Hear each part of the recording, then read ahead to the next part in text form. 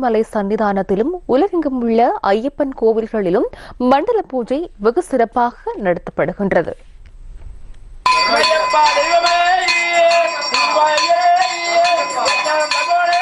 கொழும்பு 13 ஜிந்துப்பேட்டையில் அமைந்துள்ள ஸ்ரீ தர்மசாஸ்தா ஆலயத்தில் மண்டல பூஜை இன்று காலை விசேட யாகத்துடன் ஆரம்பமானது. யாகம் வளர்க்கப்பட்டு வேத பாராயணங்கள் இடம்பெற்றன. அதனைத் தொடர்ந்து ஐயப்பன் விக்கிரகத்துக்கு விசேட அபிஷேகம் நடத்தப்பட்டது. பால், தயிர், நெய், தேன், இளநீர் உள்ளிட்ட அபிஷேக திரவியங்களினாலும் 11 வகையான பழங்களினாலும் ஐயப்பனுக்கு அபிஷேகம் நடந்தேறியது. மாலை அணிந்த சுவாமிமார்களின் கரங்களால் இந்த அபிஷேக பூஜைகள் நடத்தப்பட்டமே சிறப்பம்சமாகும். தொடர்ந்து பஜனையும் சிறப்பு பூஜையும் நடத்தப்பட்டு தீபாராதனையுடன் மண்டல பூஜை இனிதே நிறைவடைந்தது.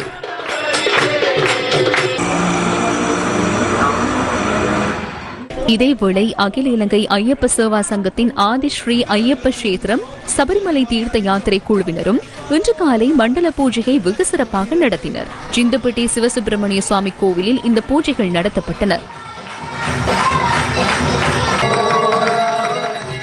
அதிகாலை 5 மணிக்கு கணபதி ஹோமத்துடன் மண்டல பூஜை ஆரம்பமானது.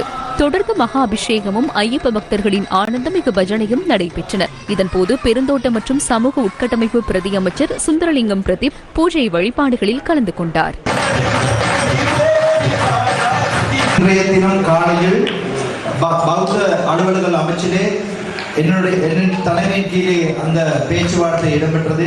அப்போது உடனடியாக இந்த கோரிக்கையை பொறுப்பேற்று அமைச்சர் அவர்கள் ஜனாதிபதி அவர்களுக்கு கவனத்துக்கு கொண்டு வருவதற்காக அமைச்சரவை பத்திரத்தை தயார் செய்யும்படி இந்து கலாச்சார அலுவலர்கள் அமைச்சுக்கு அறிவித்திருக்கிறார். எனவே நான் நினைக்கிறேன் மிக விரைவிலே இந்த ஐயப்பன் பக்தருடைய அந்த யாத்திரை அரசாங்கத்தினால் புனித யாத்திரையாக அறிவிக்கப்பட்டு உங்களுக்கான எல்லா விதமான சலுகையும் அரசாங்கத்தில் வழங்கப்படும் என்ற ஒரு நற்செய்தியை உங்களுக்கு கூறிக்கொள்ள விரும்புகிறேன். நத்தார் பண்டிகையை கொண்டாடுவதற்காக